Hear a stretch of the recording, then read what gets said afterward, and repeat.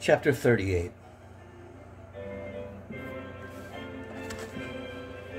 In mid-July, Uncle Dan took Lucette and Kaluga where she was to stay with Belle and French for 5 days. The Lyaskin Ballet and a German circus were in town, and no child would want to miss the schoolgirls' field hockey and swimming matches which old Dan, a child at heart, attended religiously at that time of the year. Moreover, she had to undergo a series of tests at the Terrace Hospital to settle what caused her weight and temperature to fluctuate so abnormally, despite her eating so heartily and feeling so well. On the Friday afternoon when her father planned to return with her, he also expected to bring a Kaluga lawyer to Artis, where Demon was to come to, an unusual occurrence. The business to be discussed was the sale of some blue, peat bog, land which belonged to both cousins and which both, for different reasons, were anxious to get rid of.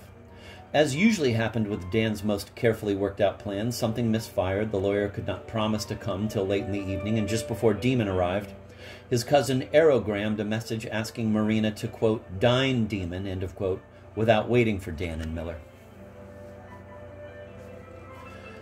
That contretemps, Marina's humorous term for a not necessarily nasty surprise, greatly pleased Van. He had seen little of his father that year. He loved him with light-hearted devotion, had worshipped him in boyhood, and respected him staunchly now in his tolerant but better-informed youth. Still later, a tinge of repulsion, the same repulsion he felt in regard to his own immortality, the same repulsion he felt in regard to his own immorality, became admixed to the love and the esteem, but on the other hand, the older he grew, the more firmly he felt that he would give his life for his father, at a moment's notice, with pride and pleasure in any circumstance imaginable. When Marina, in the late 1890s, in her miserable dotage, used to ramble on with embarrassing and disgusting details about dead Demon's crimes, he felt pity for him and her. But his indifference to Marina and his adoration for his father remained unchanged. To endure thus even now in the chronologically hardly believable 1960s, no accursed generalizer with a halfpenny mind and dry fig heart would be able to explain, and this is my sweetest revenge for all the detractions my life work has met with, the individual vagaries evolved in those and similar matters. No art and no genius would exist without such vagaries, and this is a final pronouncement, damning all clowns and clods.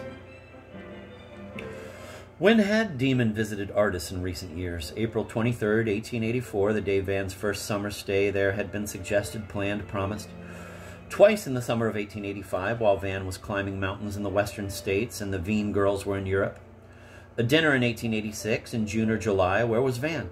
In 1887, for a few days in May, Arter was botanizing with a German woman in Estodia or California. Van was whoring in Chos.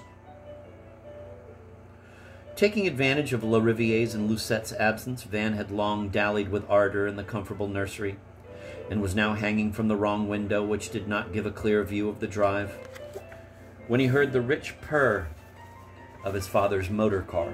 He dashed downstairs, the speed of his descent causing the heat of the banisters to burn the palm of his hand in a merry way remindful of similar occasions in his boyhood. There was nobody in the hall. Demon had entered the house from a side gallery and was now settled in the sun-dusted music room, wiping his monocle with a special Zemshinka chamois as he awaited his pre-brandial brandy, an ancient quip. His hair was dyed a raven black, his teeth were hound white. His smooth, glossy brown face with its trimly clipped black mustache and humid dark eyes beamed at his son, expressing the radiant love which Van reciprocated, and which both vainly tried to camouflage with habitual pleasantry. "Hello, Dad." "Oh, hello, Van." "Tres Americain." Schoolyard. There he slams the car door, there he comes through the snow, always gloves, no overcoat ever. "Want to go to the bathroom, Father? My land, sweet land." "Do you want to go to the bathroom?" asked Van, with a twinkle. "No, thanks, I had my bath this morning." Quick sigh, acknowledging the passage of time. He, too, remembered every detail of those father and son dinners at River Lane, the immediate dutiful offer of the water closet, the hearty masters, the ignoble meal, creamed hash, God Save America, embarrassed sons, vulgar fathers, titled Britisher and Greek grandee matching yachts, and yaks, and yoik fests in the Bahamudas. May I transfer inconspicuously this delicious pink-frosted synthesis from my plate to yours, son? You don't like it, Dad? Acting horribly hurt. God save their poor little American taste buds.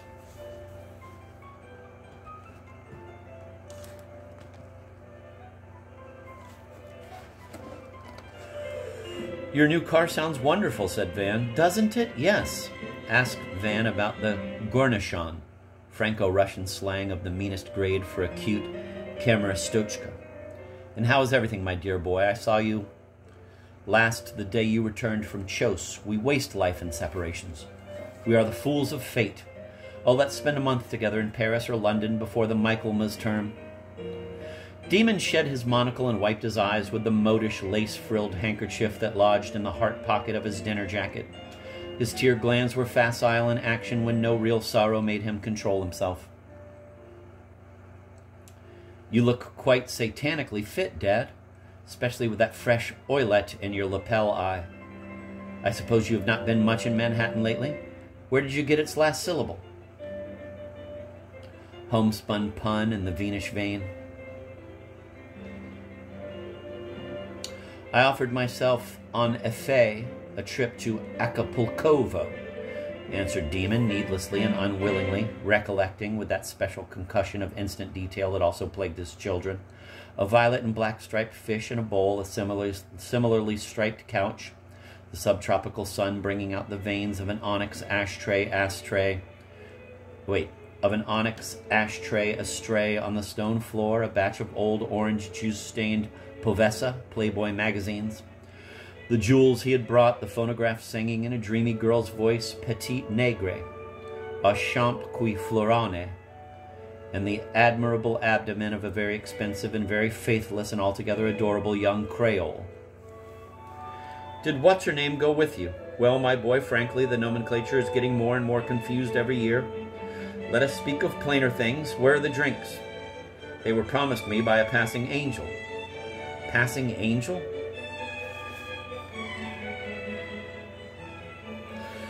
Van pulled a green bell cord which sent a melodious message pantry-ward and caused the old-fashioned bronze-framed little aquarium with its lone convict cichlid to bubble antiphonally in a corner of the music room, an eerie, perhaps self-aerating reaction, which only Kim Beauharnais, the kitchen boy, understood. Should he ring her up after dinner? Wondered Demon.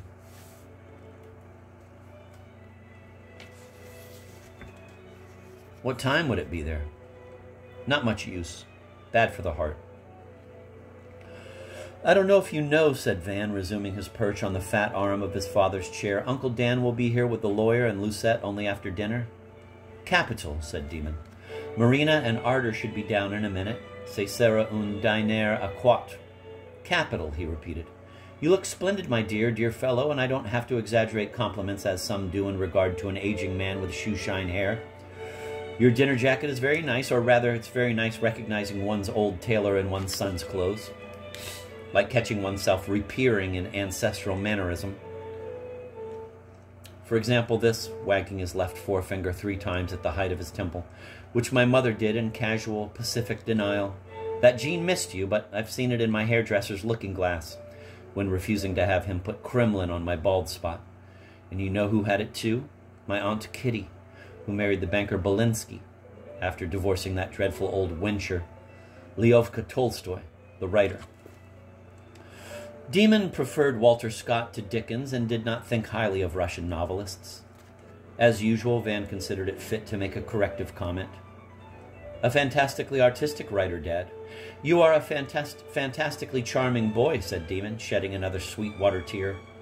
He pressed to his cheek Van's strong, shapely hand. Van kissed his father's hairy fist, which was already holding a not yet visible glass of liquor. Despite the manly impact of their Irishness, all Veens who had Russian blood revealed such tenderness in ritual overflows of affection while remaining somewhat inept in its verbal expression.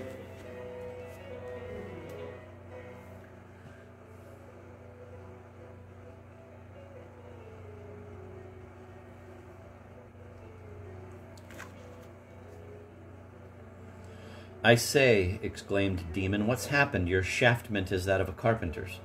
Show me your other hand. Good gracious! muttering, "Hump of Venus disfigured, line of life scarred but monstrously long." Switching to a gypsy chant, "You'll live to reach Terra and come back a wiser and merrier man." Reverting to his ordinary voice, "What puzzles me as a palmist is the strange condition of the sister of your life, and the roughness." "Mascodagama," whispered Van, raising his eyebrows. "Ah, of course. How blunt. Dumb of me. Now tell me, you like Artis Hall?" "I adore it," said Van. "It's for me the chateau que Benet l'adore. I would gladly spend all my scarred and strange life here. But that's a hopeless fancy." "Hopeless? I wonder. I know Dan wants to leave it to Lucille, but Dan is greedy, and my affairs are such that I can satisfy great greed. When I was your age, I thought that the sweetest word in the language rhymes with billiard. And now I know I was right. If you're really keen, son, on having this property, I might try to buy it. I can exert a certain pressure upon my Marina. She sighs like a hassock when you sit upon her, so to speak. Damn it, the servants here are not mercuries. Pull that cord again. Yes, maybe Dan could be made to sell."